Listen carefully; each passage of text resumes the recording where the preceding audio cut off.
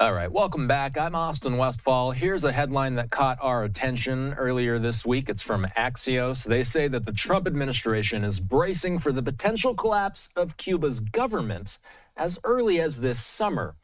We've been tracking Cuba as the U.S. continues its pressure campaign on the island. That, of course, includes the U.S.'s blockade and sanctions relating to energy on the island. These measures have taken a toll on the residents of Cuba. It's taken a toll on the functionality of the country as a whole. Axios also says that the U.S. has war-gamed new military response plans just in case Cuba descends into chaos. I have a lot of questions about this. We spoke with Mark Caputo earlier this week. I wanted to ask retired Marine Intelligence Officer Hal Kempfer about this reporting as well. Hal, what might the White House be watching for in order to tell whether or not a Cuban government collapse is actually coming? Well, one of the things they're going to be definitely watching for is to see if there's mass protests on the streets and if they try to take over government buildings. That'll be a big indicator of what's going on there. And then watching, of course, closely what the security forces will be doing as well. This is different than what we see in other places. In Venezuela, we did this special operation. We took out the security forces around Maduro, grabbed Maduro and his wife, and did that just amazing raid that got them into a New York jail. In this one, we're watching basically an economy collapse, and really it's flatlined right now. There's not much going on.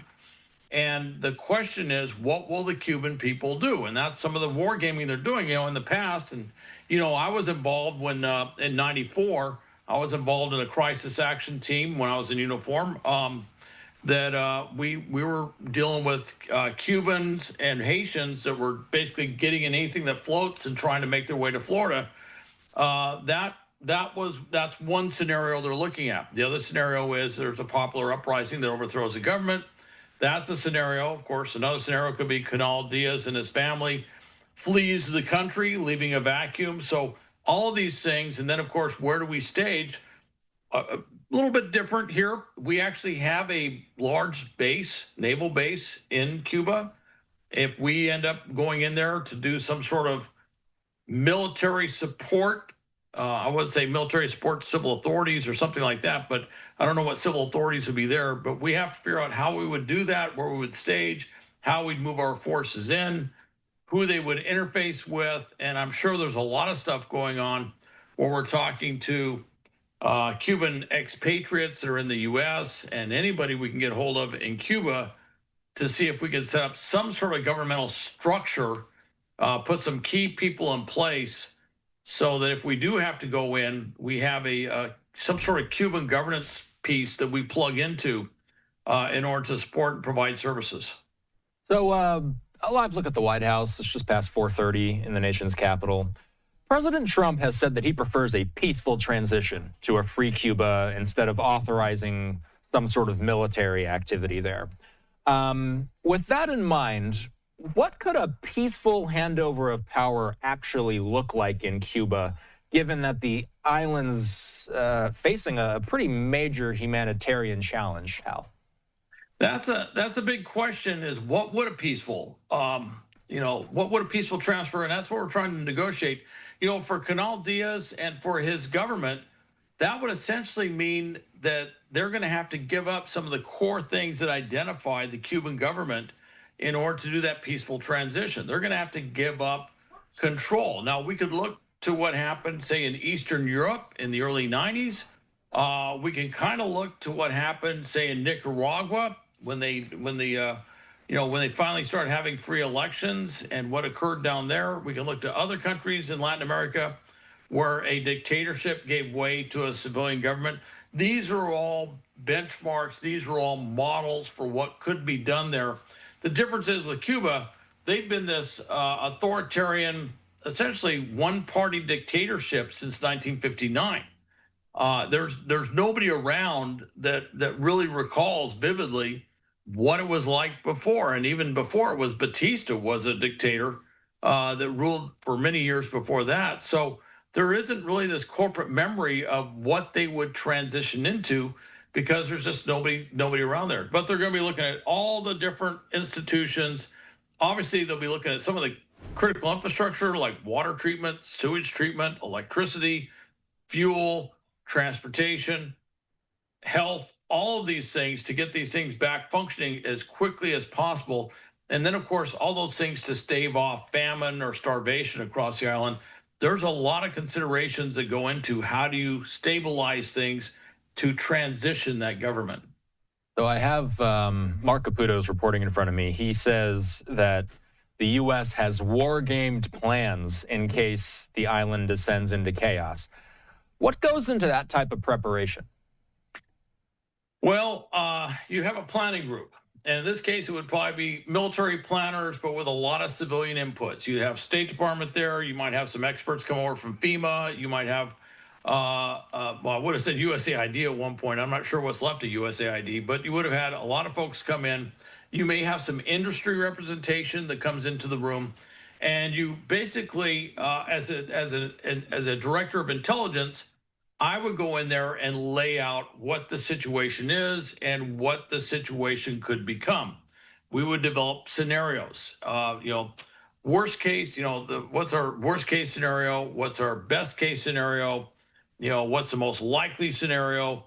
Working through all of these things in detail in terms of how we would develop phase plans to go in and basically restore order and stability within the country, restore vital services within the country, and then to, obviously, right at the very beginning, we want to figure out how we can transition to some sort of Cuban authorities so we can pull back our forces so you don't have U.S. troops on the street, so to speak, doing law and order. You want to have some sort of Cuban thing. And that would be something where we might look at some of the, strange as it may sound, some of the existing Cuban security forces to see if we can actually leverage them in some sort of law and order thing in whatever it transitions into. This is all very difficult stuff. I will tell you, this is one of the most difficult planning out there. But those are the sorts of things that we'd be wargaming. While we're talking about Cuba, I got to ask about this. The AP and U.S. Southcom here also uploading a picture of it. They say that the top U.S. commander in Latin America met with Cuban military leaders on Friday. They called this a brief exchange on operational security matters. They met near Guantanamo Bay. Hal, what could the purpose of a meeting like this be? Well, interesting is, first you look at the venue, it kind of reminds me a little bit of some of the stuff we did in North Korea. I'm sure they had identified some facility like right on the line, at the fence line at Guantanamo, and that's where they probably met. And then they all stood out front on the line and took that picture with the, one side of the base or the other in the background. That is the sort of discussions that we just we didn't see it at that level before. This is General Donovan. He's a 4-star Marine Corps general. He's in charge of U.S. Southern Command. He's the one that's, he's been looking all over the theater, running a lot of different operations. And he's coordinating with them and probably talking to them about, look, at some point, Cuba's government is going to fail. At some point, you're going to have to transition to something else. And how do we coordinate with you when that point comes? And I think it was probably a very frank, which happens to be his first name, but a very frank conversation where he was saying, look, this is what's coming. Who do we talk to? How do we talk to them? How do we coordinate with you? How do we avoid any potential firefights or, violent confrontations as we're trying to do this? Because it's going to be a very, very difficult thing. And there will be some hardcore ideologues out there who decide that they're going to immediately form an insurgency. And the truth is, once you have U.S. forces on the ground, there will always be someone out there that thinks, oh, okay, now let's use them as targets. So there's a lot of things that they have to start talking about now. And it's definitely not too soon to be talking about this with Cuban Cuban military officials. Hal is the host of the Strat podcast. Hal, what's coming up on Strat? Well, not surprisingly, I'm talking a lot about Cuba. I'm talking about Cuba. I'm talking about Latin America. I'm talking about a lot of different things. I'm talking about this big shift. And there's a shift throughout the hemisphere, and I'm mostly talking about down south of the border, so to speak, but this shift that's taking place with U.S. presence as we are in some ways countering Chinese influence that's been encroaching for many, many years, mitigating Chinese influence, but also developing relationships with governments where we've had difficult times over years past, and now we're cooperating on a level that's just never been seen. A lot of it aimed at the cartels, but there's more than just going after the cartels. There's a lot of other things in the works. And you can listen to the Strap podcast anywhere podcasts are available. Talk soon, Hal. Thanks. All right. Thanks, Austin.